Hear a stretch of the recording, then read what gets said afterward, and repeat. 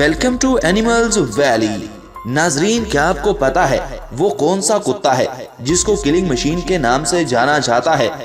क्या आप जानते हैं कुत्ते की वो कौन सी ब्रीड है जिसको घरों में पालना बैन है?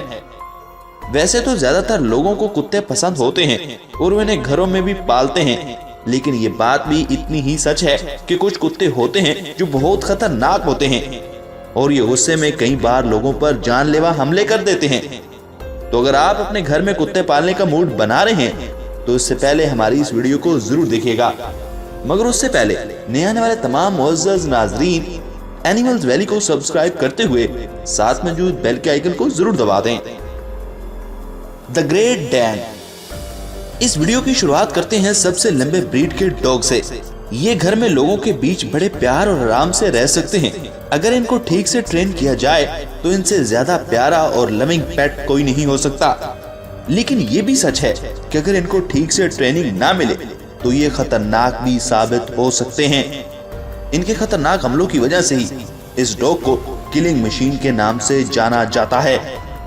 इनका बड़ा और भारी भरकम जिस्म इनकी सबसे बड़ी ताकत है, जिसकी वजह से ये किसी पर भी गुस्सा आने पर उसको काफी दूर तक नोचते और घसीटते हुए खींचकर ले जाते हैं।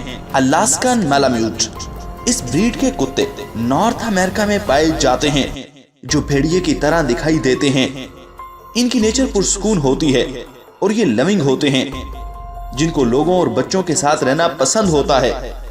अगर आप इनको घर में पालते हैं और घर में कोई दूसरा कुत्ता भी है तो फिर एहतियात बरतने की जरूरत है, क्योंकि दूसरे कुत्ते को ज्यादा प्यार मिलता देखकर इनको गुस्सा आ जाता है और ये अपने आप में से बाहर हो जाते हैं।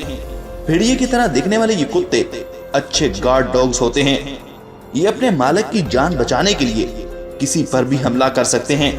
वैसे तो इनके लोगों पर हमला करने के केसेस कम ही हैं, लेकिन इस बात से इनके किलिंग एटीट्यूड को कम नहीं कहा जा सकता। बुली कुत्ता। इस कुत्ते को बीस्ट ऑफ द ईस्ट के नाम से भी जाना जाता है।